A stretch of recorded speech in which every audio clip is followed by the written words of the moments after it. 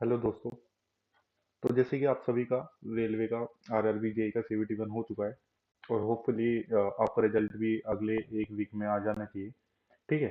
तो अब इस वीडियो में हम बात करेंगे कि आरआरबी जेई सीवीटी टू को कैसे क्वालिफाई करेगी जो भी वन को क्वालिफाई कर चुका है। तो सबसे पहले तो हम कट ऑफ की बात ही कर लें। भाई कितनी कट ऑफ रहेगी आपकी। तो भाई अगर मैं मान के चल रहा हूँ जिसका भी 70 प्लस आ रहा है वो प्रिपेयर करना शुरू कर दें। ठीक है। वो वेट ना करें क्योंकि 70 प्लस एक अच्छा स्कोर है। ठीक है। उनका तो मतलब हो ही जाना है। ठीक है, सीयूटी टू के लिए क्वालिफाई हो ही जाएंगे। ठीक है। और जिसका 25 फेब को एग्जाम था। ठीक है। अगर उनका 65 प्लस आ रहा है या 65 भी आ रहा है तो वो सब भी प्रिपेयर कर सकते हैं क्योंकि वो बहुत ही ज्यादा हार्ड शिफ्ट थी। तो मैं सोच रहा हूँ नॉर्मलाइज होके वो भी 72 73 के आसपास पहुंच ही जाएगा स्कोर उनका भी। ठीक है। तो वो भी प्रिपेयर करना शुरू करते हैं। ठीक है, वेट ना करें। अब किसी भी एग्जाम क्वालिफाई करने के लिए आपको तीन चीज पता होनी चाहिए। ठीक है, जैसे हम आरआरबी जेई सीवीटी टू की बात कर रहे हैं। ठीक है, इसको कैसे क्वालिफाई करना है पहली बार में। ठीक है। तो इसमें हमें तीन चीज पता होनी चाहिए। सबसे पहले पता होना चाहिए हमें एग्जाम पैटर्न कि भाई एग्जाम में पैटर्न कैसा है, किस तरह से क्वेश्चन आएंगे। ठीक है।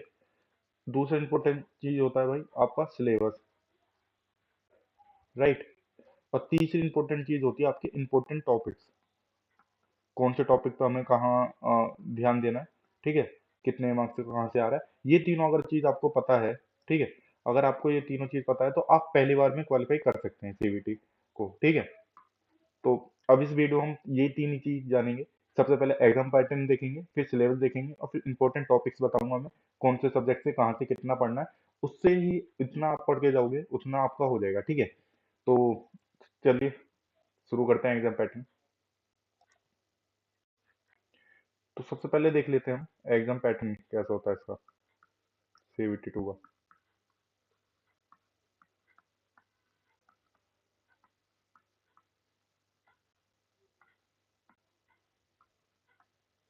राइट।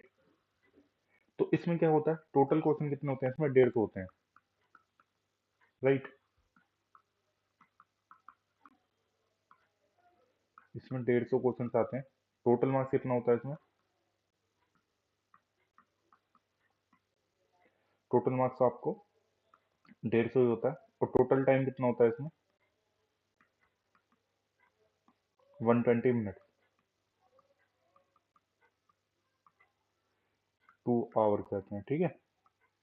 2 घंटे में आपको 150 क्वेश्चन करने आते हैं, 150 मार्क्स के। तो इसमें मैं बता दूं 100 क्वेश्चन कितने आते हैं आपके, 100 क्वेश्चन कहाँ से आते हैं आपके, टेक्निकल। अगर आप मैक के हो तो मैक में से आएंगे। ठीक है, सिविल के हो तो सिविल में से आएंगे। राइट। इलेक्ट्रिकल के इलेक्ट्रिकल में से, इस तरीके से आपको 100 मतलब ये 100 समझ रहे हो। आपको जो आपकी जो ब्रांच है वो आपको पढ़ना बहुत ही इंपॉर्टेंट है। ठीक है, क्योंकि देख लो 100 क्वेश्चन आ रहे हैं, ये आपको बहुत ही इंपॉर्टेंट है। इसमें से कम से कम 80 प्लस आपको करेक्ट करने पड़ते हैं। ठीक है। 15 क्वेश्चन आते हैं आपके केमिस्ट्री और फिजिक्स से। ठीक है, इसमें बायो नहीं आती है। अब आपने केमिस्ट्री फिजिक्स तो आपने सीवीटी वन के लिए भी प्रिपेयर करा होगा। ठीक है। ऐसे ही 15 क्वेश्चन आते हैं आपके जनरल अवेयरनेस से। राइट। तो ये दोनों तो आपको पहले से प्रिपेयर होगा, सिर्फ अभी आपको टेक्निकल देखना है। ठीक है। और 10 क्वेश्चन आते हैं आपके कंप्यूटर के, application of computer. Right.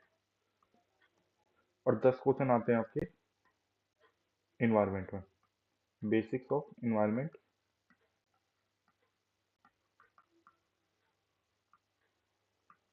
And pollution control. Right.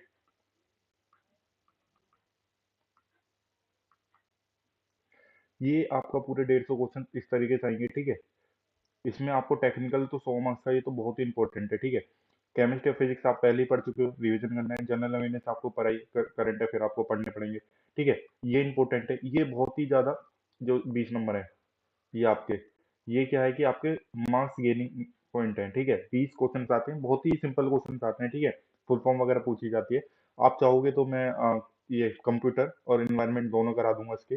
दोनों उनको पढ़ के चले जाना, आपके 20 क्वेश्चन आराम से इजिली हो जाएंगे। ठीक है। तो ये आपके हो गए टोटल 150 क्वेश्चन। ठीक है, मैंने सब्जेक्ट बैकग्राउंड बता दिया। ठीक है। अब इसमें क्या होता है कि नेगेटिव मार्किंग होती है इसमें, कितनी होती है?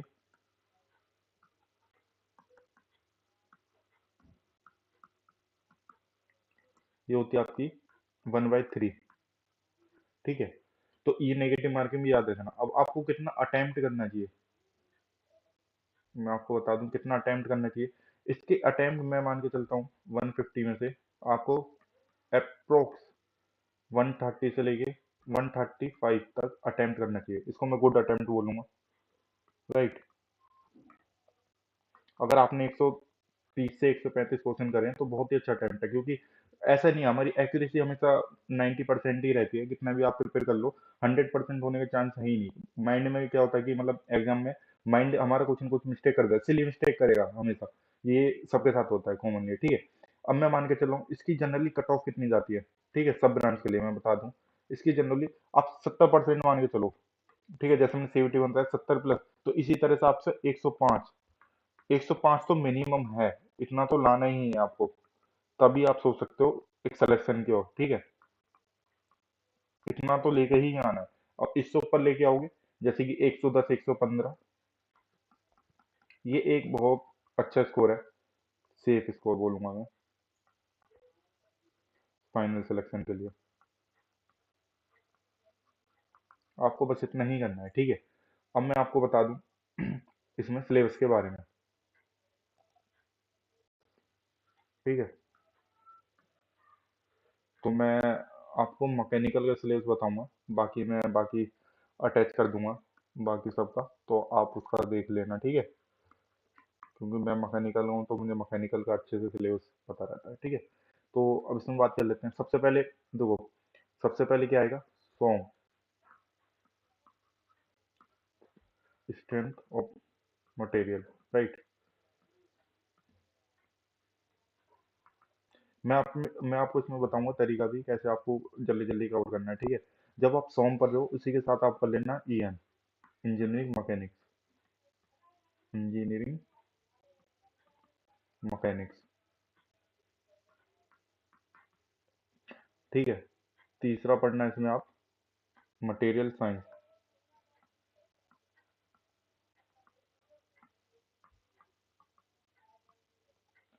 ओके। जब आप ये सॉन्ग स्टार्ट करोगे ना, इसके साथ ही आप ये तीनों पढ़ लोगे, ठीक है। तो आपका एक साथ ये कवर हो जाएगा, ठीक है। उसके बाद आप पढ़ना, मैं बता दूं आपको, फ्लूइड मैकेनिक्स।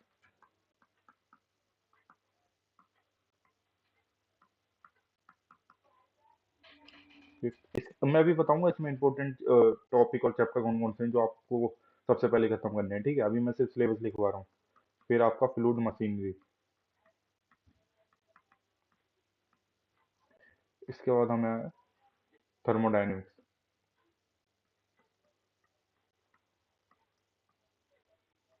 राइट।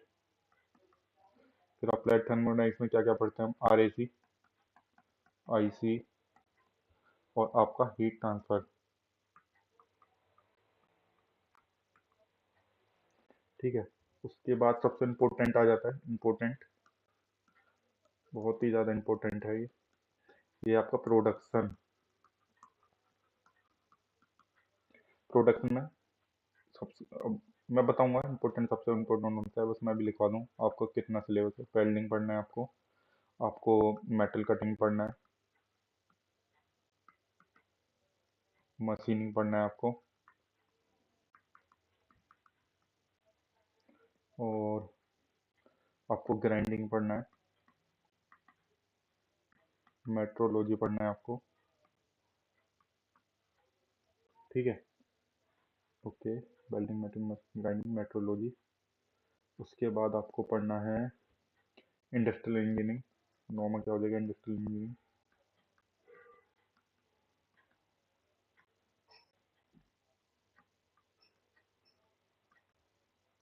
राइट। इतना तो आपको पढ़ना ही है, ठीक है। ये आपका सिलेबस हो गया, जो इम्पोर्टेंट मेन मेन सब्जेक्ट्स हैं वो मैंने आपको यहाँ लिखवा दिया, ठीक है। अब इनमें बात कर लेते हैं कि आपको इनको इनके अंदर कितना इम्पोर्टेंट, कितने अंदर घुसना है, ठीक है। और कौन कौन से टॉपिक पे आपको ज़्यादा ध्यान है, कौन से टॉपिक आपको स्किप करना है, ताकि आप अपना टाइम मैनेजमेंट सही से कर पाओ, ठीक है। तो उसकी स्ट्रेटेजी मैं बता देता हूँ। तो सबसे पहले अगर हम बात करें स्ट्रेंथ ऑफ मटेरियल की।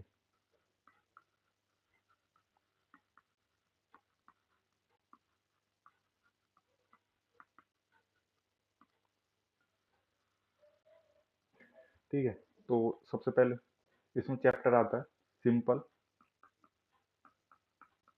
Stress and strain. ठीक है, सबसे पहले आएगा इसमें सिंपल स्ट्रेस एंड स्ट्रेन। इसमें क्या आपको पता होना चाहिए? सबसे पहले तो स्ट्रेस का फॉर्मूला पता होना चाहिए। मैं लिखवा देता हूँ स्ट्रेस का फॉर्मूला। डायरेक्ट डायरेक्ट क्वेश्चन आता है, ठीक है, जो कि होता है sigma equal to P open में। ठीक है, डायरेक्ट क्वेश्चन आएगा इसमें। डायरेक्ट अगर न्यूमेरिकल देगा तो डायरेक्ट आ जाएगा, वरना सिंपल डेफिनेशन देके पूछ लेता है। ठीक है, डायरेक्ट फॉर्मूला याद रखना है इसको। ठीक है, सारे ज्यादातर क्वेश्चन इसमें सिंपल स्टेप्स, ये बहुत ही ज्यादा इंपॉर्टेंट है आपका चैप्टर। इसमें से ज्यादातर क्वेश्चन पूछेगा आपसे। ठीक है, फिर आपसे स्टेन पूछ लेगा। इसमें जितने भी फॉर्मूले हैं ना, सब पढ़ के जा रहे हैं आपसे। इलोंगेशन हो गया, जैसे आपसे टेपर सेक्शन का पूछ लेगा, रेक्टेंगुलर सेक्शन का पूछ लेगा। राइट, ये आपको पता होनी चाहिए इसमें। ठीक है, टाइप्स ऑफ स्ट्रेन पता होने चाहिए। ये सब आपको फॉर्मूला अगर याद है तो आप इजीली कर पाओगे। इस वाले सब्जेक्ट में कुछ नहीं है इतने, इसमें सिर्फ बेसिक बेसिक ही रेलवे पूछता है, बहुत डीप में जाने की जरूरत नहीं है।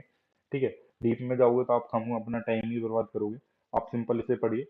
ठीक है, स्ट्रेस फॉर्मूला हो गया, इसमें आपका फैक्टर ऑफ सेफ्टी से क्वेश्चन पूछ लेगा। ठीक है, और आपका इसमें आएगा, आपका जो इम्पोर्टेंट है वो है स्ट्रेस स्ट्रेन कर्व। इसको जरूर देख के जाइए, इसमें आपको पॉइंट पता होने चाहिए कहाँ पे आपका यूटीएस है, कहाँ पे आपका फ्रैक्चर पॉइंट है। आपका स्ट्रेन एनर्जी के फॉर्मूले, स्ट्रेन एनर्जी क्या होती है। राइट, इसके अंदर resilience, proof of resilience, modulus कहाँ तक होता है, मॉडुलस की definition, sorry modulus of toughness की डेफिनेशन। राइट, उसके बाद इलोंगेशन फॉर्मूला मैंने लिखवाई दिया आपको। फिर उसके बाद आपसे पूछ लेगा homogeneous versus material, homogeneous, isotropic, इनकी सिर्फ आपको डेफिनेशन देखनी है, एंड ऑर्थोगोनल। राइट, एक एक लाइन देख लीजिए आप, डेफिनेशन कभी भी पूछ सकता है इसको। ठीक है, उसके बाद आपको मैं बात कर लेता हूँ हुक्स लॉ। ये तो आपका इसी से ज्यादातर पूछता है ना सॉममेसी में, इसलिए मैं इतने ज्यादा टॉपिक लिखवा रहा हूँ। एक हुक्स लॉ हो गया, यहाँ से आपका ई आ जाएगा, जी आ जाएगा, बल्क के आ जाएगा।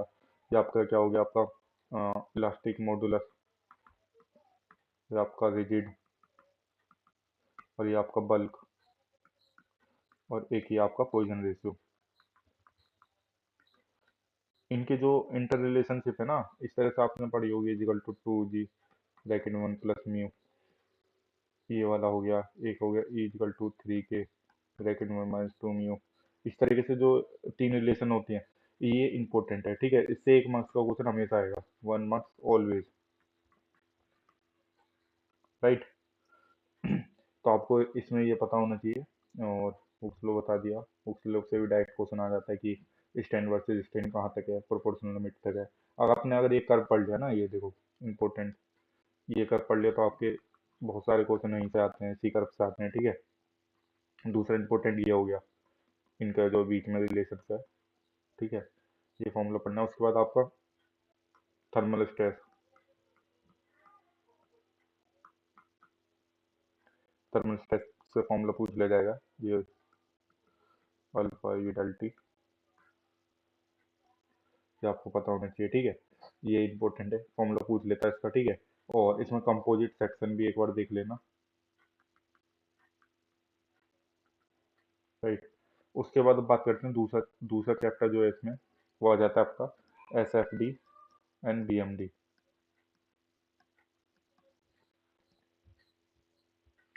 ठीक है, एस एफ डी और बी एम डी की बात करें तो सबसे इंपॉर्टेंट इसमें जितने भी आपके वन लाइन क्वेश्चन बनते हैं। ठीक है, सबसे पहले तो इसमें टाइप्स ऑफ लोड आपको पता होने चाहिए, डायरेक्ट पूछ लेता है। ठीक है, types of load, types of beam पता होनी चाहिए आपको। एक बार रेलवे ने पता क्या पूछा था, यू डी एल की फुल फॉर्म क्या होती है? यूनिफॉर्म डिस्ट्रीब्यूटेड लोड, इस तरीके से क्वेश्चन पूछता है, राइट। ये पूछा था एक बार क्वेश्चन, बताओ एग्जाम में। तो सोच लो क्या लेवल है इसका, इस एग्जाम का। तो ये आपको पता होना चाहिए, ठीक है। टाइप्स ऑफ बीम कैसे हो रहा है, ठीक है। टाइप्स ऑफ लोड कितना हो रहा है, रिएक्शन कितने आ रहे हैं, राइट। इसके आप डायरेक्टली ना डायग्राम, इसके जितने भी डायग्राम है एंड फॉर्मूले, इसको एक पेज पे बना के याद कर लो, ठीक है। कोई सॉल्व वॉल्व करने के नहीं देगा, डायरेक्ट तुमसे डायरेक्ट बोल देगा कि एक बीम है सिंपल सपोर्टेड, इस तरह से क्वेश्चन देगा, एक सिंपल सपोर्टेड बीम है, ठीक है, और इस पे यूडीएल है, लोड है एक डब्लू, तो बताओ उसका क्या बनेगा। तो आपको पता होना चाहिए कि इसका जो ये बनता है आपका पैराबोला, राइट। तो इस तरीके से क्वेश्चन पूछेगा इससे, ठीक है। अब चैप्टर आगे बढ़ते हैं, जो इम्पोर्टेंट है चैप्टर 3। इसमें तीसरा तीसरा जो इम्पोर्टेंट चीज आएगी, ठीक है, तीसरी आएगी इसमें टोर्सनल इक्वेशन। टोर्सनल इक्वेशन बहुत इंपॉर्टेंट है, ठीक है। टोर्सनल इक्वेशन में क्या इंपॉर्टेंट है बता दूं मैं। तो टोर्सनल इक्वेशन में आपकी T by J equal to tau by R equal to G theta by L है। ये आपकी बहुत इंपॉर्टेंट इक्वेशन है, ठीक है। यहाँ से बहुत सारे क्वेश्चन बनते हैं, जैसे सबसे पहले तो आपसे यही पूछ लेगा लीनियर वैरी करता है या नहीं करता। तो टाउ आर से लीनियर वैरी करता है, ठीक है। और ये आपका क्या होता है, जीरो होता है सेंटर पे, और सरफेस पे क्या होगा, मैक्सिमम होगा। तो यही क्वेश्चन पूछ लेगा सबसे पहले तो, ठीक है। दूसरा आपको पता होनी चाहिए, आ, इसमें आपको सॉलिड शाफ्ट और होलो शाफ्ट, यहाँ से दोनों से इसकी क्वेश्चन पूछ लिया जाएगा। टी मैक्स पूछ लेगा, टाउ मैक्स कितना होता है 16 टी ओवर 5 डी क्यू, ठीक है। यहाँ से आपसे टी मैक्स पूछेगा होलो का, तो कितना हो जाएगा 16 T 5 D naught Q 1 - k का 4, के क्या होता है अब डी ओवर डी नोट। इस तरीके से आपको ये दोनों फॉर्मूले याद होने चाहिए, ठीक है। ये इंपॉर्टेंट है यहाँ पे, ठीक। उसके बाद बात करें, इसमें आ जाता है एक पोलर सेक्शन मॉडुलस।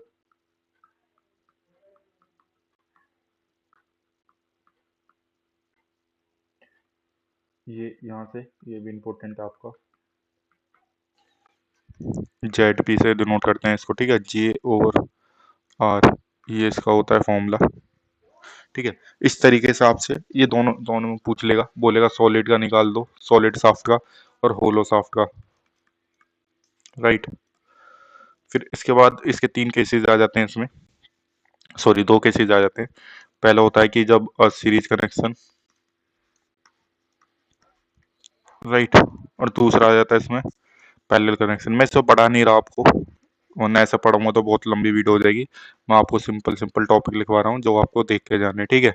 ये इंपॉर्टेंट है, ये भी देखिए डायरेक्ट पूछ लेता है इसमें, ठीक है।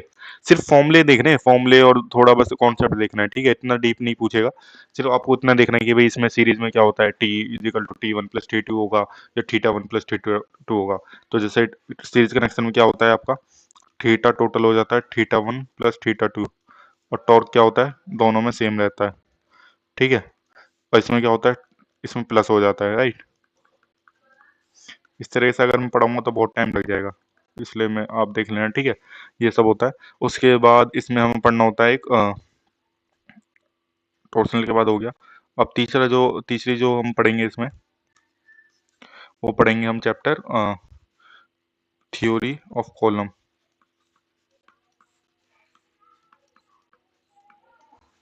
थ्योरी ऑफ कॉलम की बात करें तो थ्योरी ऑफ कॉलम में सबसे इंपॉर्टेंट है तुम्हारा एक तो यूलर फॉर्मूला।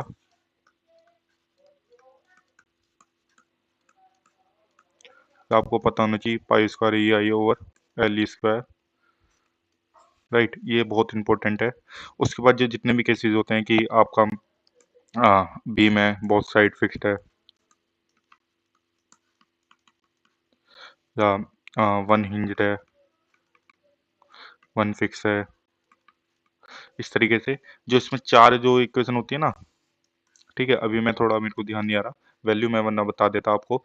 तो जो एल इक्विवेलेंट निकालना होता है इसमें, ये बहुत इंपॉर्टेंट है, ठीक है, हमेशा आता है ये, हमेशा A1 मार्क्स में आएगा हमेशा, गारंटी के साथ, ठीक है। थ्योरी कॉलम में इतना ही पढ़ना है, ज्यादा नहीं पढ़ना। उसके बाद आता है आपका नेक्स्ट, चौथा हम पढ़ेंगे थिन सिलेंडर के बारे में।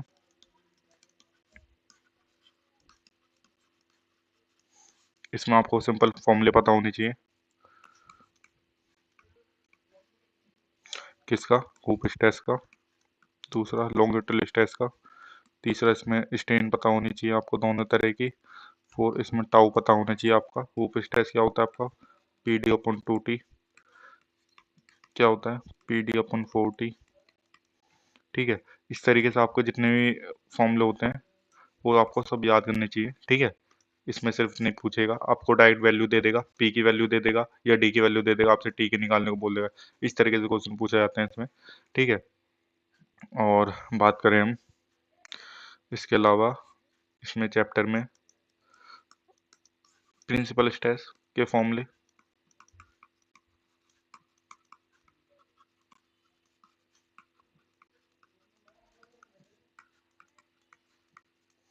राइट, ये देख के जाना, इसके फॉर्मूले देख लेना। कॉन्सेप्ट भी देख लेना इसके, ठीक है। सिंगल और सिंगल का पूछ लेता है कभी कभी, और बाई एक्सल लोडिंग को पूछ लेता है, ठीक है। ये देख लेना आप।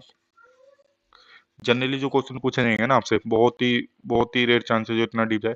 सबसे इम्पोर्टेंट आपका ये जो ये चैप्टर है, ये सबसे इम्पोर्टेंट है आपका, वेरी वेरी इंपॉर्टेंट, ठीक है।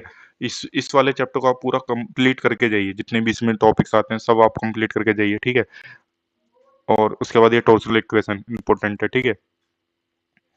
इतना पढ़ने के बाद आप जाओगे, फिर छठा चैप्टर इसमें पढ़ना है आपको, स्प्रिंग के बारे में, ठीक है। स्प्रिंग का आपको सबसे पहले फॉर्मूला पता होना चाहिए आपका के, और फिर आपको डिफ्लेक्शन पता होनी चाहिए, ठीक है। फिर आपको टाउ का फॉर्मूला पता होना चाहिए, फॉर्मूले। फिर इसमें केसेस आपको पता होने चाहिए, स्प्रिंग कनेक्शन सीरीज में,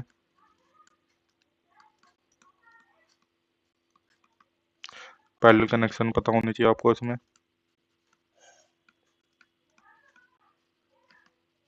थर्ड, जब हम स्प्रिंग को बीच में से काट दें, cut into two equal parts, तो क्या होगा? तो के डायरेक्टली 1/n होता है, ठीक है। अब मैं पढ़ाऊंगा तो पूरा टाइम निकल जाएगा, ठीक है। मैं सिंपल तुम्हें टॉपिक लिखवा रहा हूँ, बार बार बता रहा हूँ, ठीक है। तो इसमें 6 हो गया, और इसमें क्या आएगा? थर्मल स्ट्रेस बता दिया मैंने, ठीक है। ये है सिलेबस में, तो यही दिया हुआ है।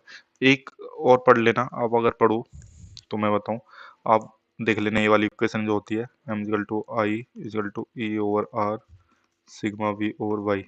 कभी कभी आपसे बेंडिंग स्ट्रेस निकालने के लिए पूछ लेता है ये वाला, राइट। बेंडिंग स्ट्रेस निकालने को देगा, तो ये वाली इक्वेशन भी आप देख लेना एक बार, राइट। इतने कर जाओगे तो सोम आपका कवर हो जाएगा, ठीक। दूसरा सब्जेक्ट शुरू करते हैं। दूसरा सब्जेक्ट कौन सा है अपना?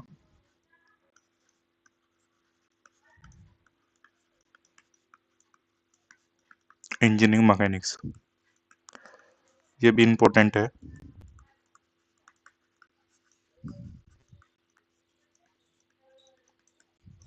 4 से 5 क्वेश्चन आते हैं इसमें, राइट। और सोम से जो हमने सबसे ऊपर पढ़ा है, सोम मतलब, सॉरी मैंने लिखवाया इंपॉर्टेंट टॉपिक्स, इसमें कितने आते हैं बता देता हूँ। यह सब्जेक्ट 1, इसमें से 7 से 8 क्वेश्चन आते हैं, ठीक है। तो इसमें देख लेते हैं।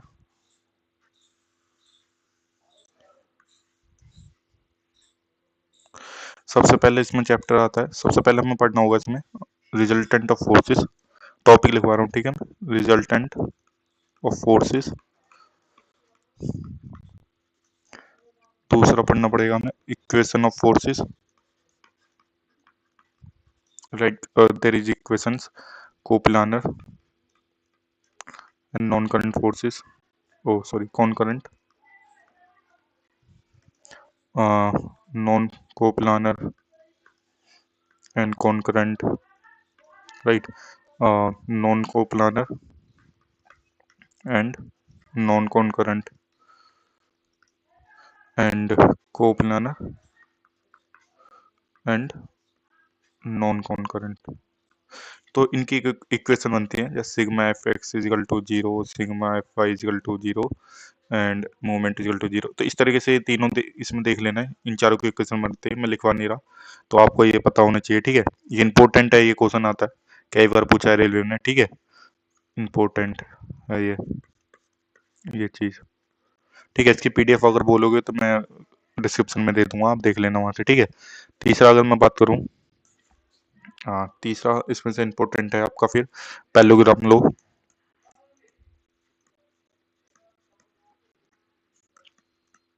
And cases. इसके जितने भी केसेस हैं देखते जाना, R max, R minimum, R 90 पे क्या होगा, तो ये सब जैसे रिजल्टेंट का फॉर्मूला होता है P square plus Q square plus two P Q cos theta. तो यहाँ पे थीटा अगर हम 90 रखेंगे तो क्या आएगा, 180 रखेंगे तो क्या आएगा, इस तरीके से मैक्स में ये सब आपको पता होनी चाहिए। फिर ठीक है, चौथा मैं लिखवा रहा हूँ इसमें साइन लो, ये आपको पता होनी चाहिए। वैलिड कहाँ पे वैलिड है, थ्री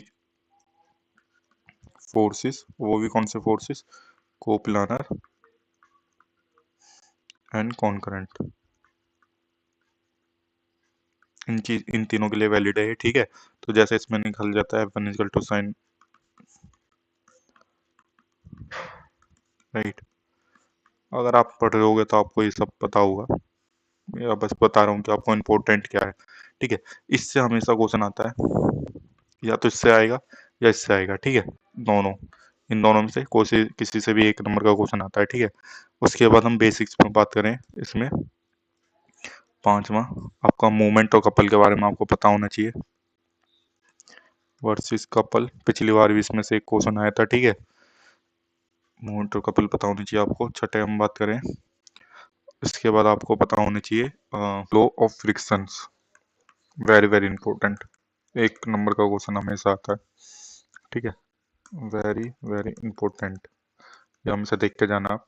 ठीक है, इसमें आपसे पूछ लेगा आपको क्या बोलते हैं उसको, अरे angle of repose, limiting friction cases, ये आप देख के जाइए इसमें। ठीक है, एक नंबर का हमेशा आता है। उसके बाद लो फ्रिक्शन आप कर लोगे तो उसके बाद centroid and centre of gravity direct पूछ लेगा क्या होती है, राइट, ये आपको पता होनी चाहिए। उसके बाद जो इंपॉर्टेंट आता है वो आता है मोमेंट ऑफ इनर्शिया। इससे हर बार दो न्यूमेरिकल आए थे पिछले बार के एग्जाम में। ठीक है, जब मैंने दिया था तो इससे हर बार दो दो न्यूमेरिकल आए थे, सोच लो। और इजी आए थे, ऐसा कोई नहीं है, आप कर पाओगे अगर आपके कॉन्सेप्ट है। आपको उसमें आपको पता होना चाहिए कि पहले एक्सिस कहाँ लगती है, एक्सिस थ्योरम, और परपेंडिकुलर एक्सिस, राइट, ये आपको पता होने चाहिए। ठीक है, इसमें और जितने भी फॉर्मूले हैं, फॉर्मूलेस सारे सेक्शंस के, ये तो आपको पता ही होना चाहिए। ठीक है, ये भी इंपॉर्टेंट है, राइट। उसके बाद हम बात करें, आप इसमें देख लेना, आप लो मोशन आप पहले से ही जानते होगे। ठीक है, लो ऑफ मोशंस और उसकी इक्वेशंस देख लेना। ठीक है, इसमें इंपॉर्टेंट आ जाता है फिर लिफ्ट केसेस। लिफ्ट केसेस में कि ऊपर जा रहे हैं, अगर अपवर्ड जा रहे हैं तो हमारा अपर एंड वेट बढ़ेगा या घटेगा। ठीक है, हेल्प करेगा या नहीं करेगा, टेंशन वाली केसेस, ये सब आ जाता है। उसके बाद जो इसके बाद इंपॉर्टेंट जो चीज आती है इसमें आती है मोमेंटम। ठीक है, गन वाला केस, मोमेंटम में क्या होता है आपका कोफिशिएंट,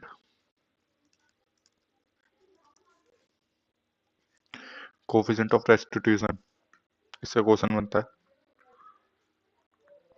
ई, इसकी वैल्यू पूछ लेता है, वैल्यू, ठीक है, ये इंपॉर्टेंट है इसमें। और गन रिकॉइल, दोनों बहुत इंपॉर्टेंट है, ठीक है। उसके बाद सिंपल आपसे वर्क एनर्जी फॉर्मूले पूछ लेगा, और पावर, ठीक है, सिंपल। और उसके मन में होगा तो सिंपल यूनिट यूनिट दे देगा, ठीक है।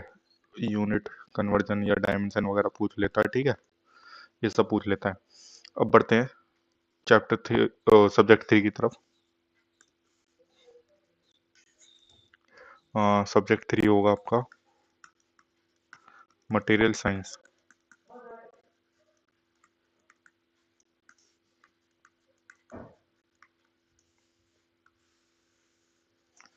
मटेरियल साइंस शुरू कर देते हैं। इसमें 4 से 5 क्वेश्चन आते हैं,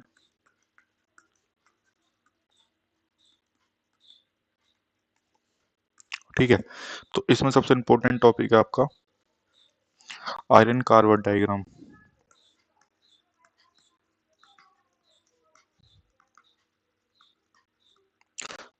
वेरी वेरी इंपॉर्टेंट, ठीक है। जिसमें आपको पढ़ना होगा इटेक्टिक, इटेक्टोइड, हाइपर इटेक्टोइड, जितने भी इक्वेशन है ये आपको पता होने चाहिए, ठीक है। इसमें पूरा जो भी टेम्परेचर है आपका और परसेंट कार्बन है कितने पे क्या है, ये सब आपको याद होना चाहिए पूरे ग्राफ में, ठीक है, इंपॉर्टेंट है। दूसरा जो इसमें इंपॉर्टेंट है वो ग्राफ है आपका जो आयरन टेम्परेचर ग्राफ, ठीक है। इटक्टेड वाला कैसे ग्राफ बनता है, इस तरह से बनता है वो, ये आपने देखा होगा, मैं बता देता हूँ एक को आपको, ठीक है। इस तरीके से है यहाँ पे, कुछ ऐसे करके बनता है, ठीक है। ये वाला जो है, ये वाला ग्राफ एक आपको देखना है और एक ये वाला ग्राफ देखना है आपको, ठीक है। यहाँ पे अल्फा होता है, फिर बीटा होता है, फिर हाँ गामा आयरन होता है, इस तरीके से आयरन होते हैं, ठीक है। तो एक ये वाला ग्राफ, ये दोनों ग्राफ आपको देखने हैं, बहुत इंपॉर्टेंट है ये, ठीक है। ग्राफ में, ग्राफ की नहीं देखना, मतलब ग्राफ में जितनी भी चीजें हैं ये आपको देख के जानी है, यहीं से क्वेश्चन आते हैं। तो फिर तीसरा जो है वो है आपका classification of steel.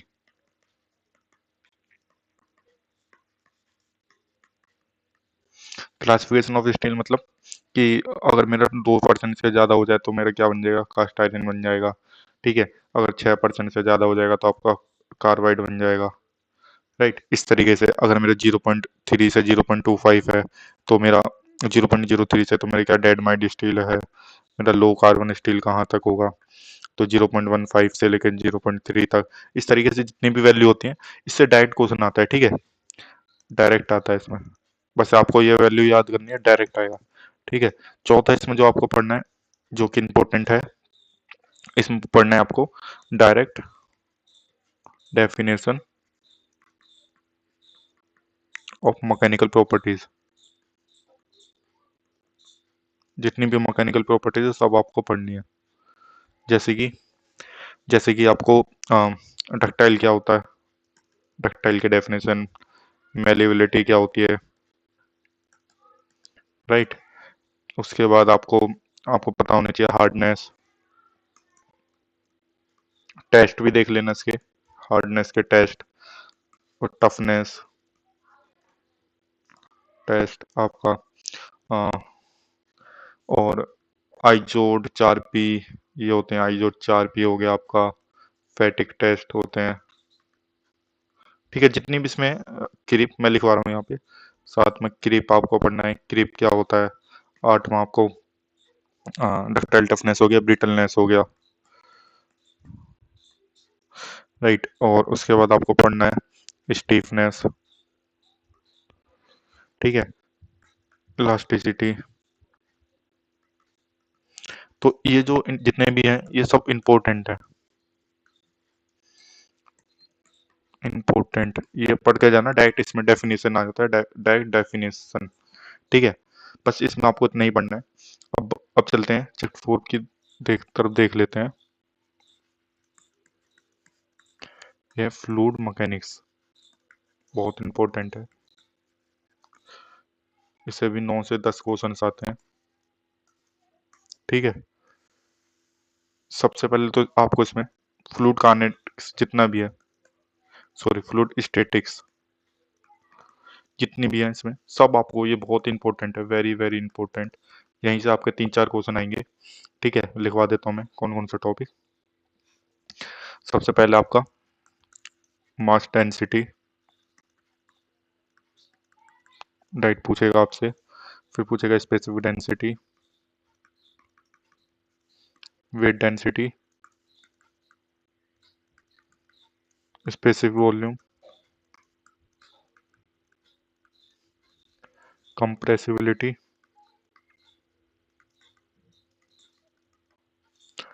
Surface tension,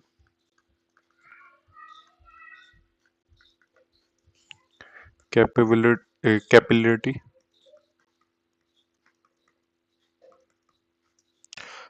उसके बाद आपसे पूछेगा न्यूटन लॉ ऑफ विस्कोसिटी।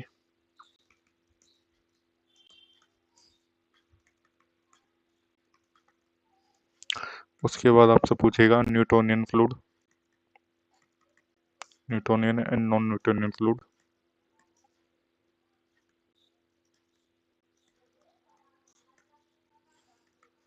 इसमें जितने भी फॉर्मूले हैं, जितने भी इसमें फॉर्मूले हैं फ्लूइड स्टैटिक्स के, सारे आपको पढ़ने हैं। ठीक है, इसमें कुछ नहीं छोड़ना है आपको, जितनी हो सके सब आप इसमें करके कवर करके जाइए। ठीक है, जितने भी मैंने टॉपिक लिखे हैं सब इंपॉर्टेंट है इसमें।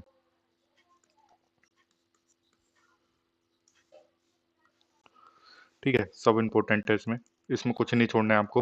इसमें फॉर्मूला भी पढ़ना है आपको, प्लस थ्योरी पढ़नी है आपको, डायमेंशन देखनी है, राइट। और इसमें वो भी देखना है आपको टेम्परेचर के साथ वेरिएशन। ठीक है, ये सब आपको इसमें देखना है। उसके बाद हम बात करते हैं इसमें दूसरा जो टॉपिक रहेगा इसमें हमारा। ठीक है, उसमें इसमें हमें देखना है पास्कल लॉ। इनसे डायरेक्ट क्वेश्चन आते हैं। ठीक है, बेसिक आते हैं, theory based, theory. Pascal law, hydrostatic law, hydrostatic law पढ़ लोगे आप, पास्कल लॉ पढ़ लोगे। ठीक है, उसके बाद इसमें प्रेशर,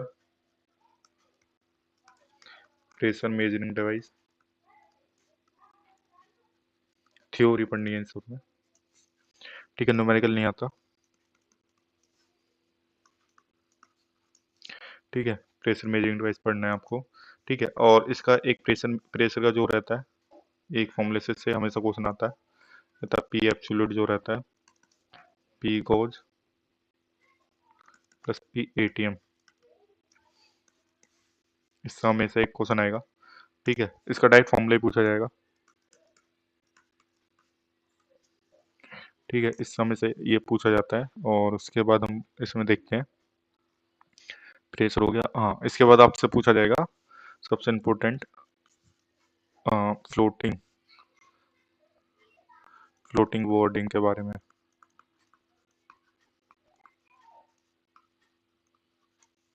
फ्लोटिंग बोर्ड क्या पूछा जाएगा, सबसे पहले तो आपको आना चाहिए बाउंड फोर्स क्या होती है। ठीक है, एक बॉडी है यहाँ पे, कहाँ पे वो लगना चाहिए, इस तरीके से एफ ऊपर जा रहा है आपका, ग्रेविटी जी नीचे जा रहा है, तो इसमें स्टेबल, अनस्टेबल, न्यूट्रल, ये तीनों केस आपको पता होना चाहिए सबमर्ज बॉडी के लिए, फ्लोटिंग बॉडी के लिए। ठीक है, और फिर इसमें आपको मेटा सेंटर पता होना चाहिए, और उसके भी केसेस पता होने चाहिए आपको।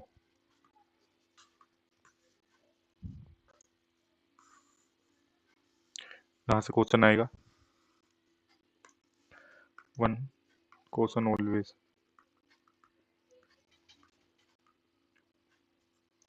ठीक, उसके बाद इसमें इतना ही पढ़ना है। उसके बाद आपको पढ़ना है इसमें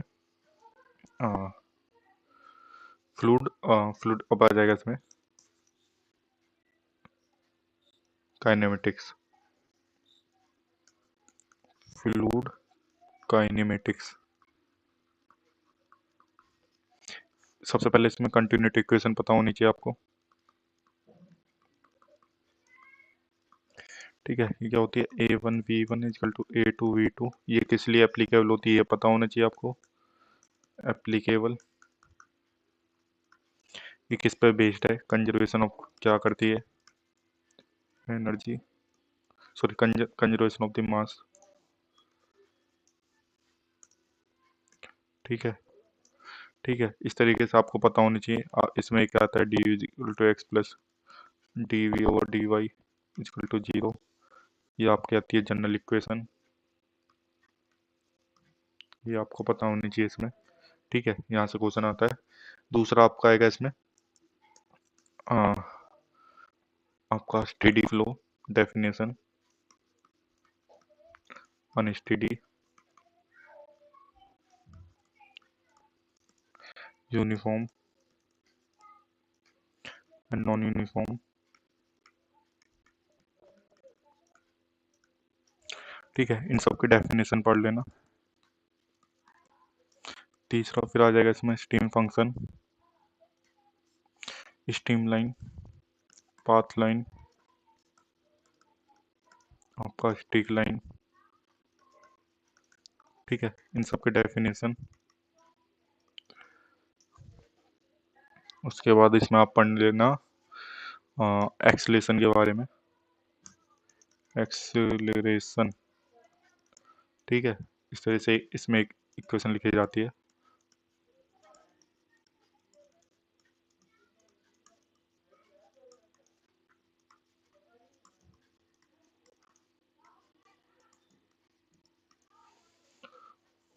माय बैड, मैंने उल्टा लिख दिया।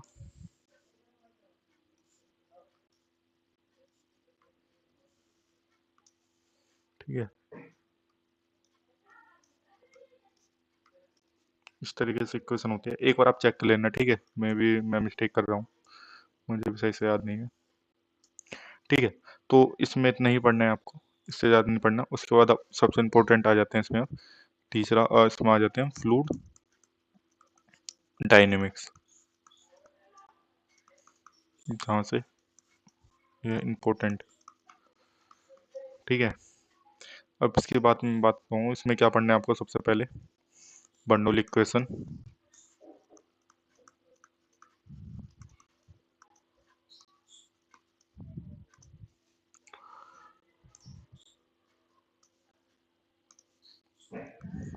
Bernoulli equation. दूसरा इसकी एप्लीकेशन,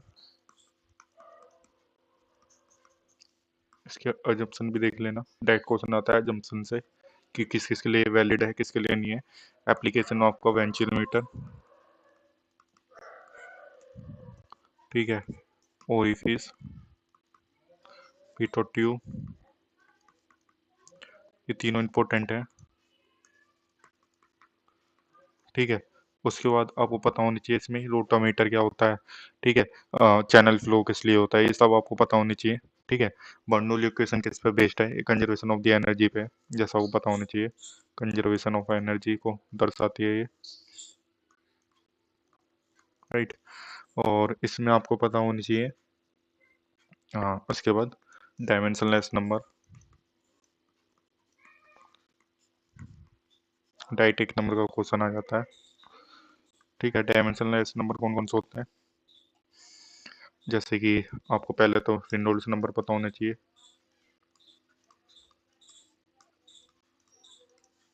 दूसरा आपको फ्रोड नंबर हो गया, वेबर नंबर, मैच नंबर। ठीक है, इस तरह से जितने भी डायमेंशनल नंबर्स हैं ये आपको पता होनी चाहिए। इसके बाद आपको इसमें पढ़ना है आपको टर्बुलेंट एंड लैमिनार फ्लो, इसका बेसिक आइडिया होना चाहिए।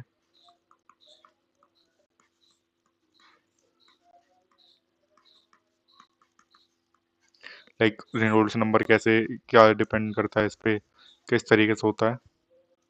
ठीक है, उसके बाद इसमें और इसमें आपको बाउंड्री लेयर का बेसिक पढ़ना है, इतना डीप नहीं जाना है इसमें। बाउंड्री लेयर,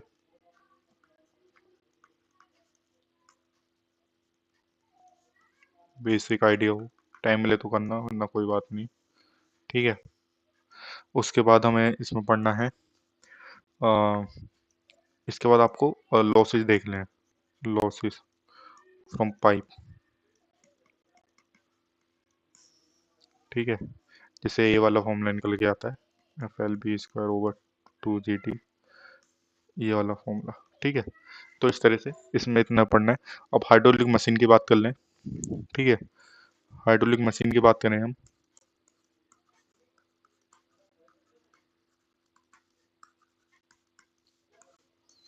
हाइड्रोलिक मशीन से इसमें भी 2 से 3 क्वेश्चन तो आते ही हैं। सबसे इम्पोर्टेंट है इसमें जेट का एक क्वेश्चन आता है, ρ A B² इस फॉर्मूले से। ठीक है, एक क्वेश्चन। दूसरा सेंट्रीफ्यूगल पंप,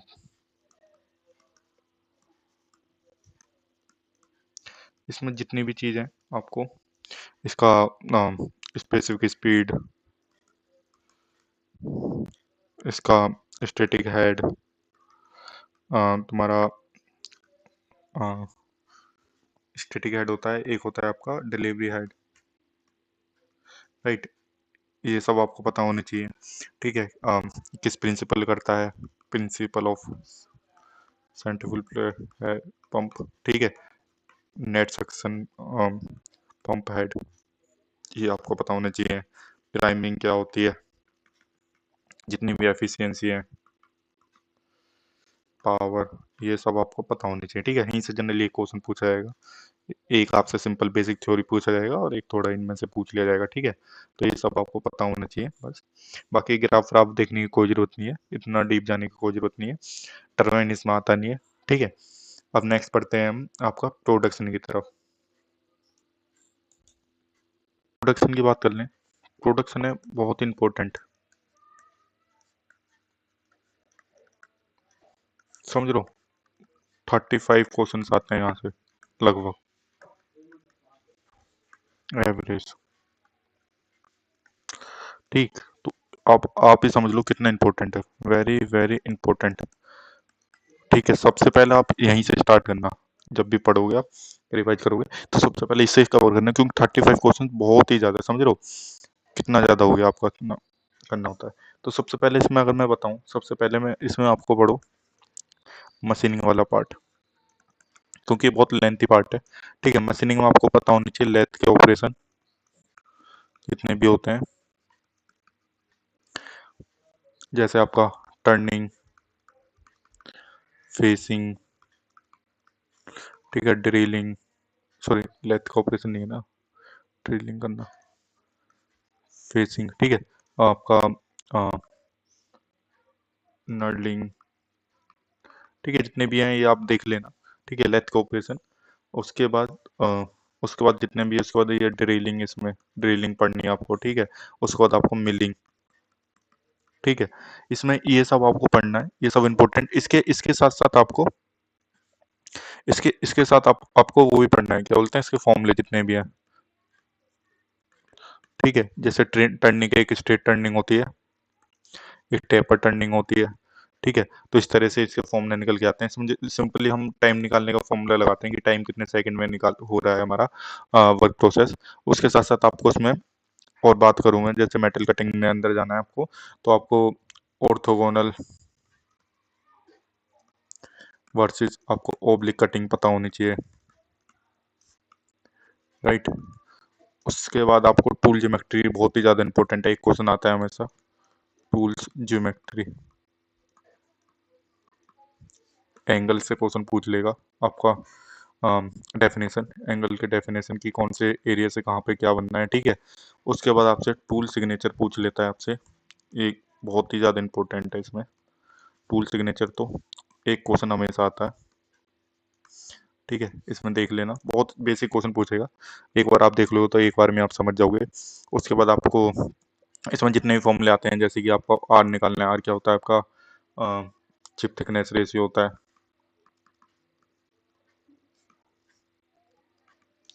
आपको फाई पता होना चाहिए कौन से एंगल के बीच में कहाँ शियर एंगल बनना है आपको। आपको अल्फा, ये तो आपको पता होनी चाहिए, रेक एंगल बहुत इंपॉर्टेंट है ये तो, राइट। ठीक है, इसमें एक फॉर्मूला आता है alpha plus phi plus wedge angle होता है, ये कितना होता है 90 डिग्री होता है, ये आपको पता होना चाहिए, इससे पूछ लेता, क्योंकि ये पूछ लेता है आपसे अल्फा माइनस फाई कितना होता है, two phi plus alpha minus beta, beta minus alpha, sorry मैंने उल्टा लिख दिया, two five plus beta minus alpha, तो ये 90 डिग्री होता है। तो इस तरीके से आपसे जितने भी फॉर्मूले हैं इसमें, ऑल फॉर्मूले ये देख के जाना आप, ठीक है, ऑल फॉर्मूले, क्योंकि अगर प्रोडक्शन में क्वेश्चन बनेगा तो इसी चैप्टर से ज्यादातर बनते हैं, ठीक है, उसके अलावा तो कोई और है नहीं इसमें, ठीक है। अब इसके बाद मैं बात करूँ तो आपको पता होना चाहिए container chip, discontinuous chip,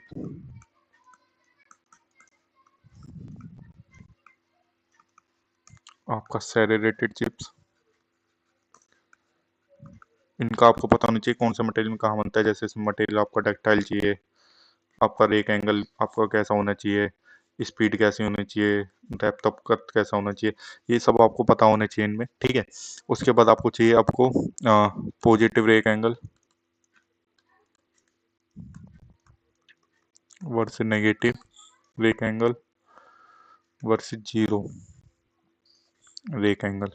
zero rake angle से किस चीज़ की हम कर सकते हैं, हम थ्रेड कटिंग किससे कर सकते हैं, तो जीरो रेक एंगल से होती है, ब्रास की कटिंग हमारी जीरो रेक एंगल से होती है। तो ये सब इंपॉर्टेंट है, ठीक है, जितना भी लिखवा रहा हूँ मैं इसमें, ये आपके जो इंपॉर्टेंट टॉपिक है पता होने चाहिए आपको। उसके बाद हम बात करेंगे टूल वेयर की, ठीक है, फ्लैंक वेयर और क्रेटर वेयर, इसकी सिर्फ थ्योरी आपको पता होनी चाहिए, ठीक है, थ्योरी कहाँ होता है किस जगह होता है। फिर इसके बाद आता है टूल इक्वेशंस, ये आता है ना V T N is equal to C, यहाँ से एक न्यूमेरिकल आता है सिंपल, ठीक है, लिख देता हूँ सिंपल न्यूमेरिकल,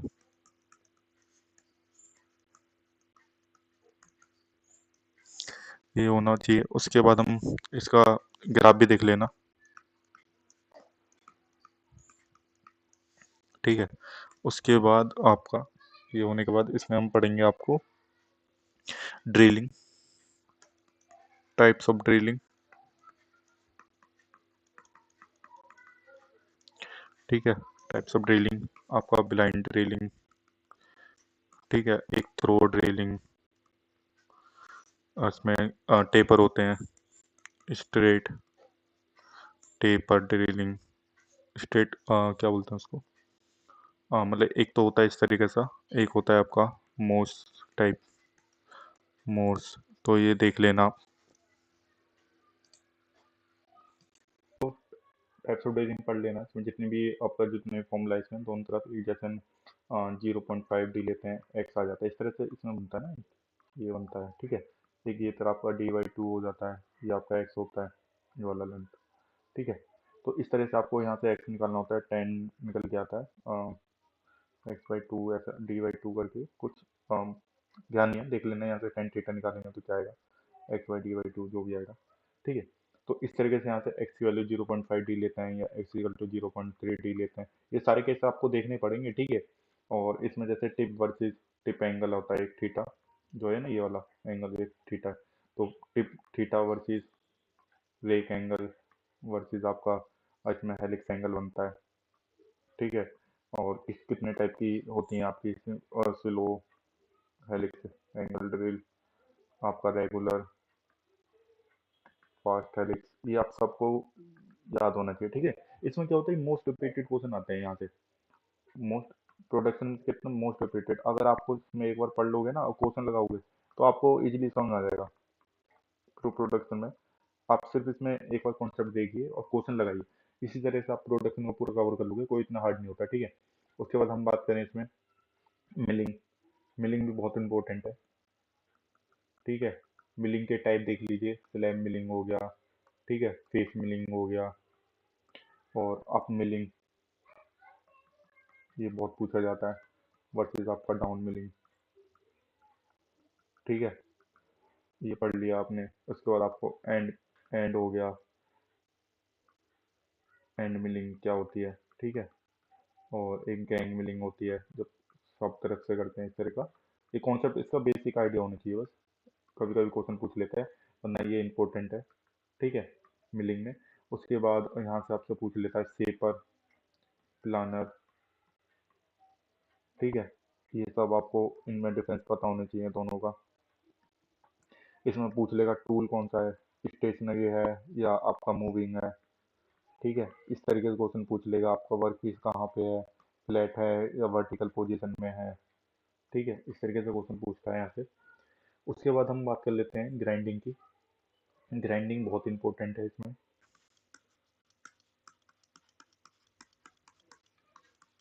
बहुत स्मॉल है लेकिन बहुत ही ज़्यादा इंपॉर्टेंट है, ठीक है।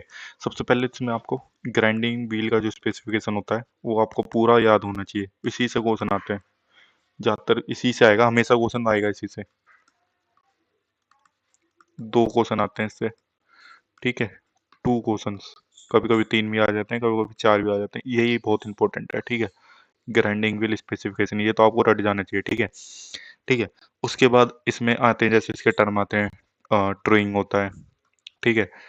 ट्रोइंग होता है ऐसे होता है, ठीक है। ग्लेजिंग होता है, लोडिंग होता है, ठीक है। ये सब टर्म के जो डेफिनेशन है इससे डायरेक्ट पूछ लेता है, ठीक है। और इसमें आपको पता होना चाहिए ग्राइंडिंग के बाद पावर मेटलर्जी बहुत इंपॉर्टेंट है इसमें, इसी के अंदर आता है ये भी।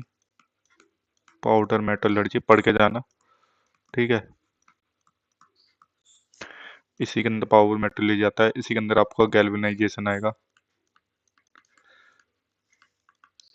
एनोडाइजिंग, पार्कर पार्कराइजिंग, ठीक है। फॉस्फेट के लिए लगाते हैं, इसमें जिंक लगाते हैं, इसमें स्टील में लगा देते हैं। और ये आपका डेकोरेटिव के लिए यूज होता है, डेकोरेशन, ठीक है। बेसिक बेसिक इसमें डायरेक्ट पूछ लेता है, इलेक्ट्रोपेटिंग, ठीक है। इस तरीके से क्वेश्चन पूछता है। अगर आपने ये सब पढ़ लिया, ठीक है, ये जो मैं लिखवा रहा हूँ ये सब भी इंपॉर्टेंट है, इससे डायरेक्ट क्वेश्चन आते हैं, छोड़ के मत जाना इन सबको, ठीक है। ये भी इंपॉर्टेंट है। ग्राइंडिंग में सिर्फ ये इतना ही देखना है आपको, ठीक है। उसके बाद मैं लेके चलूँ आपको बेल्डिंग। बेल्डिंग पढ़ते हैं हम। देखो बेल्डिंग में कितना क्या पढ़ना है हमको। सबसे पहले तो आपको क्लासिफिकेशन पता होनी चाहिए आपको। क्लासिफिकेशन ऑफ बेल्डिंग कितने प्रकार की होती है, ठीक है। उसके बाद आपको आर्क वेल्डिंग तो पता ही होनी चाहिए। सिंपल क्वेश्चन पूछता है इसमें, फुल फॉर्म वगैरह भी पूछ लेता है। जैसे आर्क वेल्डिंग में टीआईजी क्या होती है, टंगस्टन इनर्ट गैस वेल्डिंग होती है। इसका और दूसरा नाम क्या होता है, जीटीएडब्ल्यू होता है, गैस टर्मिनेट वेल्डिंग। एमआईजी की फुल फॉर्म वगैरह पूछता है, ठीक है। इलेक्ट्रोड वगैरह पूछ लेगा कि इलेक्ट्रोड कंज्यूमेबल है या नहीं है। जब इसमें आप पढ़ोगे ना एमआईजी और टीआईजी के बारे में, तो जब आपको क्लियर हो जाएगा, ठीक है। और इसके अलावा आपको इसमें पढ़ना है, और सारी मतलब बेल्डिंग तो सब तरह की पढ़नी है। मैं लिख देता हूँ, एमआईजी हो गया, टीआईजी हो गया, सो हो गया, पाव हो गया, ठीक है। उसके बाद आपको अल्ट्रासोनिक वेल्डिंग, फ्रिक्शन, क्या इलेक्ट्रोस्लैग बेंडिंग, ठीक है। उसके बाद आपको डिफ्यूजन, और उसके अलावा आपको पढ़ना है इसमें ब्रेजिंग, सोल्डरिंग, और आपको ब्रेज वेल्डिंग, ठीक है। उसके अलावा आपको पढ़ना है इसमें electron beam welding, laser beam welding, और इसके अलावा आपको पढ़ना पड़ेगा इसमें हाँ रेसिस्टेंस वेल्डिंग। रेसिस्टेंस के तीनों पार्ट, स्पोर्ट, सीम, और एक और होता है, नाम मेरे ध्यान नहीं आ रहा है, ठीक है। Resistance welding. उसके बाद आपको पढ़ना पड़ेगा इसमें थर्मिट वेल्डिंग। थर्मिट मिक्सचर का डायरेक्ट क्वेश्चन पूछ लेता है। और आपको पढ़ना पड़ेगा ऑक्सी एसिटिलीन वेल्डिंग। ये सारी जितनी भी मैंने वेल्डिंग लिखवाई है ये बहुत ही ज़्यादा इंपॉर्टेंट है, ठीक है। ये कितनी है, सब इंपॉर्टेंट है। इधर से लेके इधर तक इम्पोर्टेंट। यहाँ से ही आपके कम से कम 6 से 7 क्वेश्चन, ठीक है। और बहुत बेसिक आएंगे, repeated, basic plus repeated question आते हैं, ठीक है। तो ये या तो आप बिल्कुल छोड़ के मत जाइएगा, ठीक है। इसके बाद आपका रह गया इसमें मेट्रोलॉजी। मेट्रोलॉजी,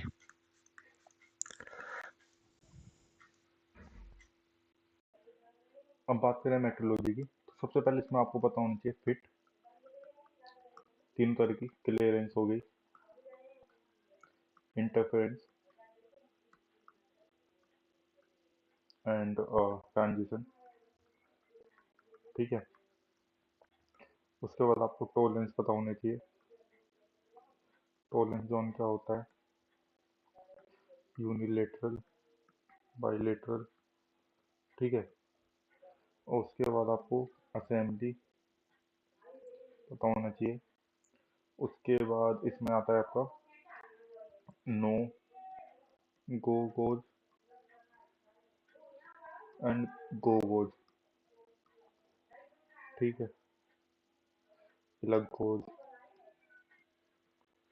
ये किस लिए यूज होता है?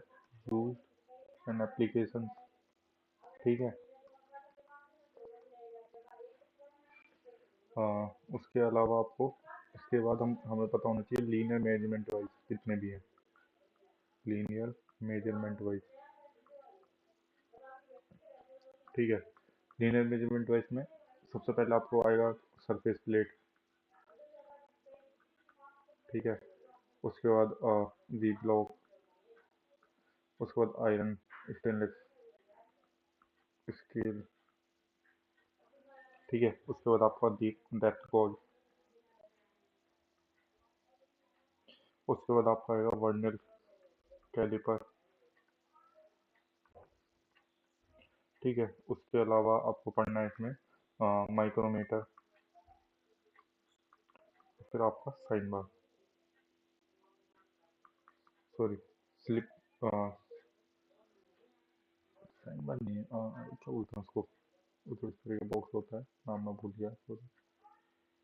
इसको हम बोलते हैं स्लिप गॉज, स्लिप गॉज, ठीक है।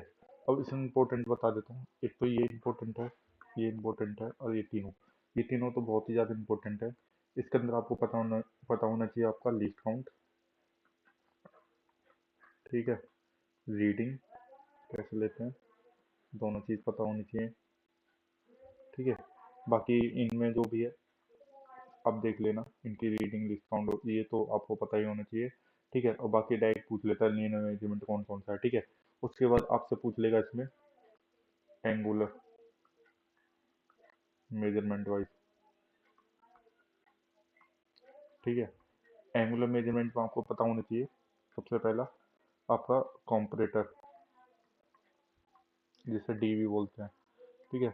दूसरा आपको पता होना चाहिए वर्नियर कॉम्परेटर, ठीक है। तीसरा आपको पता होना चाहिए साइन बार, बहुत ही ज़्यादा इंपॉर्टेंट है। फिर एंगल गोल, ठीक है। उसके अलावा आपका कोलिनोमीटर, ऑटो कोलिनोमीटर,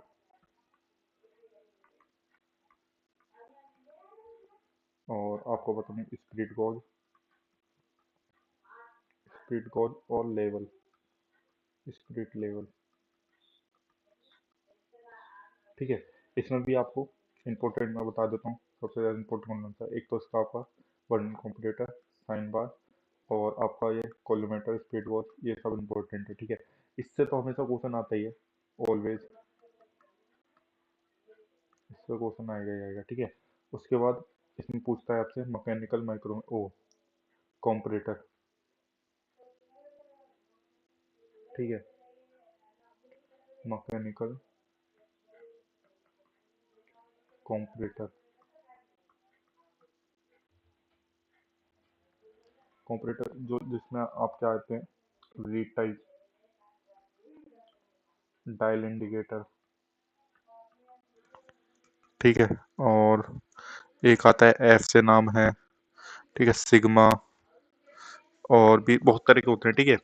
4 तरह के होते हैं जनरली मैकेनिकल तो, मुझे ध्यान नहीं है, आप देख लेना, ठीक है। मैकेनिकल कंपैरेटर डायरेक्ट क्वेश्चन पूछता है डायरेक्ट, ठीक है। इसमें टाइप याद कर लेना, ओनली टाइप्स आपको पता होने चाहिए,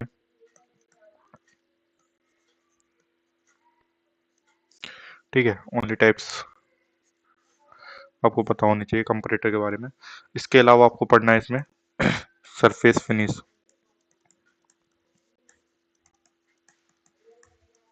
ठीक है। सरफेस फिनिश में भी क्या क्या पढ़ना है आपको, अ, जैसे कि सबसे पहले तो आपको पढ़ना है आपको रफनेस क्या होती है,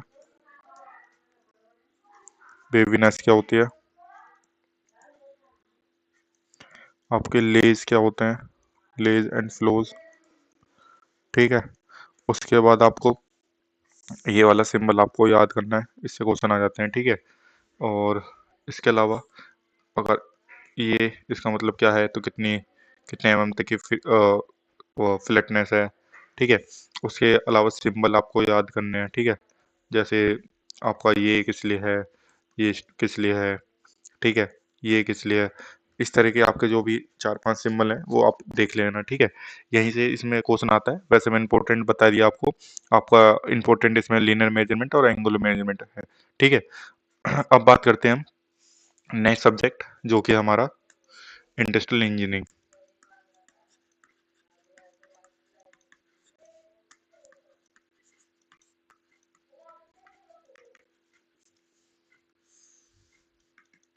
ठीक है।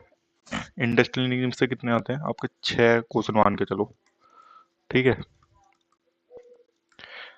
6 क्वेश्चन आते हैं यहाँ से। कौन कौन से क्वेश्चन आते हैं, 6 क्वेश्चन आएंगे इसमें। सबसे पहले इंपॉर्टेंट है इसमें ब्रेक इवन पॉइंट, इसमें न्यूमेरिकल भी आते हैं, थ्योरी भी आती है। इवन पॉइंट, ठीक है। इसमें क्या न्यूमेरिकल आएगा यहाँ से, प्लस ग्राफ प्लस थ्योरी, ये आपको पता होना चाहिए इसमें, ठीक है। उसके अलावा दूसरा इन्वेंट्री, यहाँ से तो फिक्स है,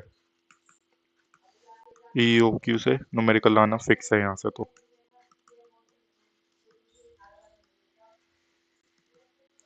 बाकी इन्वेंट्री क्लासिफिकेशन,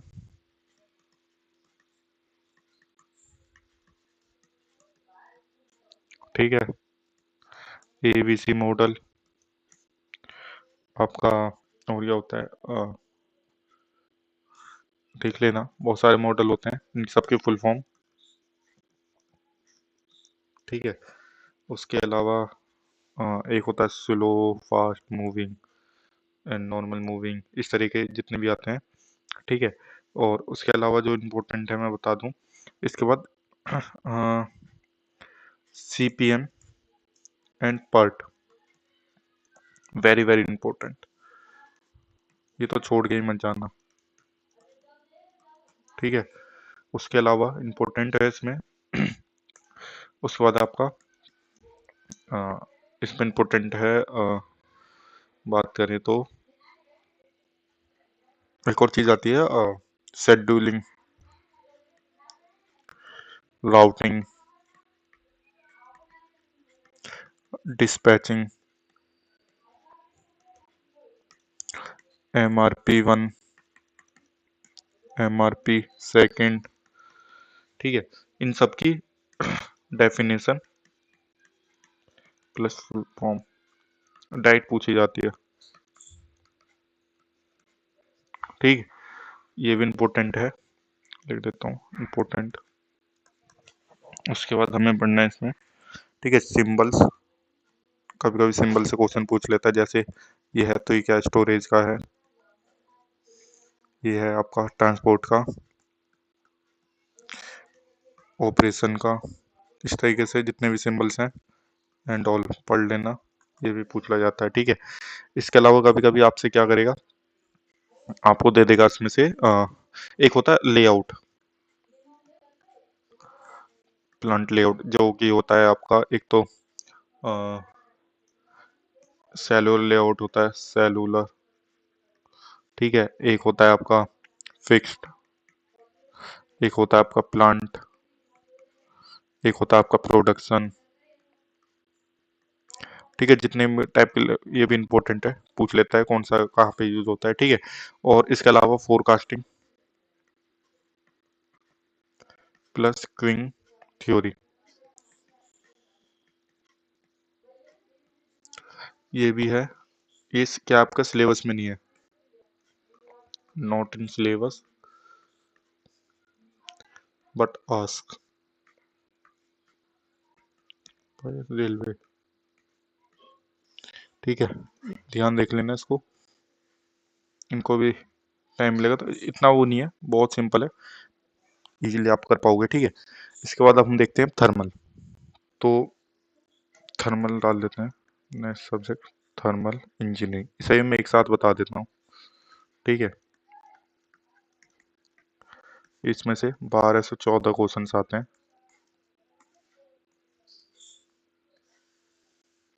तो सबसे पहले तो आपको बेसिक, इसके जितने भी लो हैं, बेसिक थर्मोडायनामिक्स पता होने चाहिए।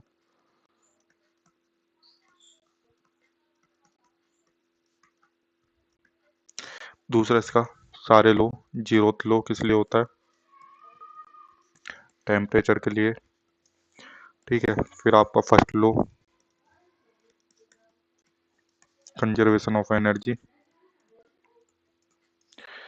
ठीक है। फिर इसका सेकंड लो एंट्रोपी कॉन्सेप्ट, इसका थर्ड लो absolute temperature, absolute zero temperature. तो इस तरह से आपको ये सारे पता होने चाहिए, ठीक है। उसके बाद जो इम्पोर्टेंट चीज़ है, बेसिकली आपको इतना ही आप देख लोगे, ठीक है। उसके बाद जो मैं बता दूं, उसके बाद टाइप्स ऑफ सिस्टम, ओपन हो गया, क्लोज्ड हो गया, और आपका तीसरा होता है आइसोलेटेड, ठीक है। Extensive versus intensive property, direct पूछ लेगा, ठीक है। इसमें एग्जांपल पूछ लेगा, और इसमें क्या पूछेगा, डायरेक्ट इसमें भी एग्जांपल, कि इनमें से कौन से बता दो, 4 ऑप्शन दे देगा, इनमें से पूछ लेगा, ठीक है। उसके बाद आपको पता होना चाहिए इसमें work done versus heat transfer, ठीक है। और इसके लिए ओपन सिस्टम और क्लोज सिस्टम फॉर्मूले वर्क डन का पता होना चाहिए।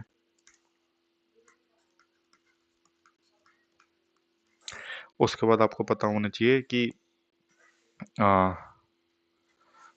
रिवर्सिबल एंड रिवर्सिबल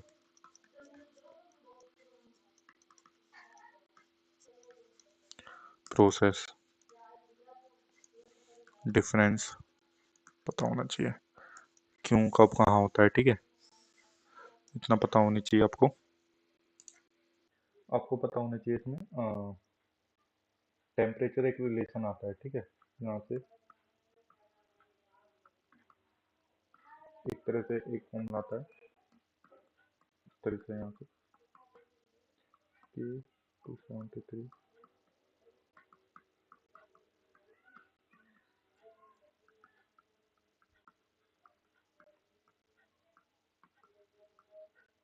यहाँ से एक क्वेश्चन आएगा हमेशा, हमेशा नहीं मतलब कह सकते हैं, वन क्वेश्चन, ठीक है।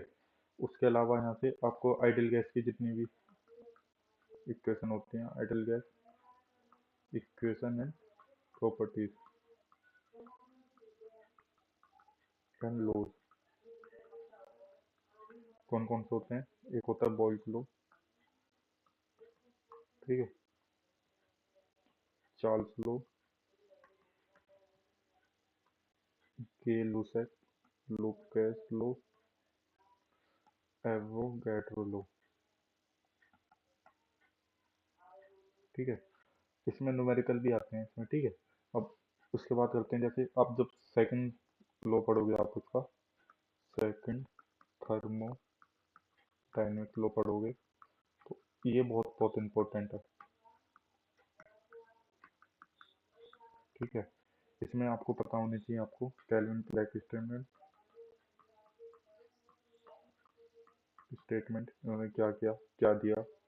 ठीक है। क्लोसिस स्टेटमेंट। ठीक है, ये क्या कर देते हैं, हीट इंजन देते हैं हमें, और ये क्या करते हैं हमें, हीट पंप और रेफ्रिजरेटर, इसका कॉन्सेप्ट देते हैं। ठीक है। इसके अलावा आपको यहाँ पे इंथैल्पी पता होना चाहिए, इंथैल्पी क्या होती है, एच, और इंट्रोपी, एस, और इनके फॉर्मूले डेफिनेशन डायरेक्ट पूछ लिया जाता है। ठीक है। इनसे दोनों इंपॉर्टेंट है, यहाँ पे इतने इंपॉर्टेंट है। उसके बाद मैं बात करूँ आरएसी की, तो अब बात करते हैं आरएसी की। तो आरएसी में सबसे पहले तो आपको सीओपी पता होना चाहिए, इससे न्यूमेरिकल आएगा ही आएगा। ठीक है। दूसरा एक होता है वीसीआरसी, वेपर कंप्रेशन रेफ्रिजरेशन साइकिल, इसका सीओपी पता होना चाहिए, कैसे निकालते हैं। ठीक है। डायरेक्ट फॉर्मूला भी याद कर लोगे तो हो जाएगा इतना, डायरेक्ट फॉर्मूले बेसिस वैल्यू करके न्यूमेरिकल दे देता है। ठीक है। इसके अलावा इसमें आपको पता होना चाहिए इसके ग्राफ्स, इसी साइकिल के, जैसे पी वर्सेस एच हो गया, पी वर्सेस टी हो गया, टी वर्सेस एस हो गया। तो ये सारे ग्राफ इसमें पता होने चाहिए कि अगर हम टेम्परेचर बढ़ा दें कंपरेचर का तो हमारा सीओपी बढ़ेगा या घटेगा। ठीक है। इस तरीके से क्वेश्चन पूछता है कि टेम्परेचर बढ़ाएं, ये इस तरह के आपको पता होना चाहिए। अगर प्रेशर बढ़ा दें हम कंपरेचर का, तो मतलब इसमें डिफरेंट डिफरेंट केसेस आपको पढ़ने पड़ेंगे। ठीक है, ये देख के जाइए आप। उसके बाद इसमें आप पढ़ोगे रेफ्रिजरेंट। ठीक है, रेफ्रिजरेंट पढ़ना है, और इसमें क्या पढ़ना है आपको, इसके टाइप्स पढ़ लेना रेफ्रिजरेंट के। ठीक है। और जो इम्पोर्टेंट रेफ्रिजरेंट है वो कहाँ पे यूज होते हैं वो देख लेना। ठीक है। इतना ही आरएसी में पढ़ना है, सिंपल जो आपकी वीसीआरसी है वो इम्पोर्टेंट है। उसके अलावा आईसी इंजन की बात कर लें, तो इसमें भी आपको चार पांच टॉपिक है। पहला है two stroke versus four stroke, ये आपको पता होना चाहिए। ठीक है, इनका डिफरेंस भी पता होना चाहिए आपको। दूसरा है आपका C I versus S I engine, कहाँ यूज करते हैं, किसमें फ्लाईव्हील यूज होता है, इन सब का डिफरेंस पता होना चाहिए। ठीक है। और तीसरा है इसमें साइकिल्स, कौन कौन सी, ऑटो, डीजल और ड्यूल, ये साइकिल तो आपको पता होनी चाहिए कौन सी साइकिल किसमें यूज होती है। इसमें क्या आपको पढ़ना है, एफिशिएंसी,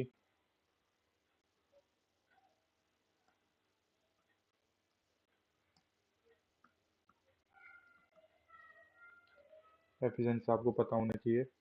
इसके फॉर्मूलेज, कौन सा कहाँ पे वेटर है ये आपको पता होनी चाहिए, विच इज वेटर। ठीक है, राइट, इनसे क्वेश्चन पूछा जाता है। ठीक है। इसके अलावा आपको पता होना चाहिए नॉकिंग एंड डिटोनेशन क्यों हो रही है, किस वजह से इंक्रीज हो रही है, और कैसे इसको हम रिड्यूस कर सकते हैं। ठीक है। उसके अलावा और टाइम मिले तो आप फ्यूल देख लेना, फ्यूल में ऑक्टेन किस लिए यूज होता है। ठीक है। और आपका एक और होता है सीटेन, सीटेन होता है आपका डीजल के लिए, ऑक्टेन होता है आपका पेट्रोल के लिए। तो इसमें देख लेना, आइसो ऑक्टेन होता है, एन हेक्सेन होता है, ये सब देख लेना आप। ठीक है। और लास्ट, इसमें सबसे लास्ट है अपना हीट ट्रांसफर, ट्रांसफर तो इसमें भी इतना डीप नहीं पढ़ना है। सबसे पहले आपको इसमें कंडक्शन देखना है, कंडक्शन किस में हो रहा है, सॉलिड में होता है, लिक्विड में होता है, गैस में होता है, क्यों होता है, क्या होता है। फिर इसके बाद इसमें एक के आती है थर्मल कंडक्शन बोलते हैं इसको, कंडक्टिविटी। ठीक है, ये देख लेना। इसमें फोरियर लो आता है, कभी कभी यहाँ से एक न्यूमेरिकल दे देता है, जो होता है इसका फॉर्मूला, इससे सिंपल वैल्यू पुट करके यहाँ से क्यू निकालने को दे देता है कंडक्शन में कभी कभी। ठीक है। दूसरा है इसमें कन्वेक्शन। कन्वेक्शन की डेफिनेशन आपको पता होनी चाहिए। ठीक है। ये दो प्रकार का होता है, एक फोर्स होता है, एक आपका फ्री होता है। इसमें क्यों होता है कन्वेक्शन ये पता होनी चाहिए। और इसी के अंदर आ जाते हैं आपके डायमेंशनलेस नंबर, जैसे एक नंबर का डायरेक्ट क्वेश्चन पूछ ले सकता है, डायमेंशनलेस नंबर। ठीक है। इसमें कौन कौन से आ जाते हैं, इंपॉर्टेंट है ये। इसमें पूछ लेगा आपसे कौन कौन से डायमेंशनल नंबर होते हैं, जैसे आप रेनॉल्ड्स नंबर पूछेगा यहाँ पे, नसल्ट नंबर, बायोट नंबर, और आपसे पूछेगा यहाँ से स्टैंटन नंबर, रेले नंबर, पैकलेट नंबर, ग्रासऑफ नंबर। इस तरीके से इन सब के जितने भी फॉर्मूले हैं ये आप देख लीजिए, डायरेक्ट फॉर्मूले। ठीक है, डायरेक्ट फॉर्मूला पूछेगा, इसमें और कुछ नहीं पूछता है। ठीक है। एक होता है आपका प्रांड्टल नंबर, थर्मल डिफ्यूजिविटी। ठीक है। इन सब के डायरेक्ट फॉर्मूले पता होने चाहिए। इसके बाद आपसे लास्ट पूछेगा, इसमें तीसरा आपसे पूछेगा रेडिएशन। ठीक है। इसका डेफिनेशन, मीडियम एंड फॉर्मूला। ठीक है। जैसे ये अलग अलग ब्लैक बॉडी हो गई, ग्रे बॉडी हो गई, ट्रांसपेरेंट है, ओपेक है। ठीक है। इन सब के केसेस देख लेना। ठीक है। सिंपल क्या होता है कि यहाँ से रेडिएशन आ रही होती है एक बॉडी पे। ठीक है। ये रिफ्लेक्ट हो जाती है, ये ट्रांसफर हो जाती है, कुछ एब्जॉर्ब होती है। तो एब्जॉर्बिक अल्फा से डिनोट करते हैं, और इसको इससे करते हैं, और इसको ट्रांसमिलिटी को इससे करते हैं। ठीक है। क्या ट्रांसमिलिटी, ये एब्जॉर्बिटी, ये रेडिएशन आ रही है यहाँ से, और ये होती है रिफ्लेक्टिविटी। ठीक है। तो ये अल्फा प्लस ये क्या होता है, 1 होता है। तो जो ऊपर ये बॉडी है ना, सबके लिए अलग अलग डिफरेंस होगा। ठीक है। सिर्फ इतना ही हमको पढ़ना होता है। ठीक है। इसमें और कुछ नहीं पढ़ना मैकेनिकल के लिए। अगर आप इतना कर लेते हो तो मैं बोलता हूँ कि आपने बहुत पढ़ लिया, जिससे आप एग्जाम आराम से क्वालिफाई कर सको। ठीक है। आपने अच्छे नंबर मिल जाएंगे। ठीक है। अब रही रही बात कंप्यूटर की, कंप्यूटर प्लस इन्वायरमेंट की। ठीक है। अब ये है 20 मार्क्स के, तो इनको मैं इसी चैनल पे एक एक करके, एक एक चैप्टर इनके करके आपको पढ़ा दूंगा, जिससे आपके 20 में से 20 मार्क्स आ जाएं। ठीक है। तो इस चैनल को सब्सक्राइब करिए और लाइक कर दीजिए, और जो भी अगर कोई भी डाउट है तो मुझे कमेंट में बताए ना, कि ताकि मैं अपने वीडियो में सुधार कर सकूं अगला जो भी मैं बनाऊंगा। ठीक है। और मुझे बताइए, सबसे मैं पहले कंप्यूटर स्टार्ट करूं या इन्वायरमेंट स्टार्ट करूं। ठीक है। तो मिलते हैं नेक्स्ट वीडियो में। Thank you. बाय।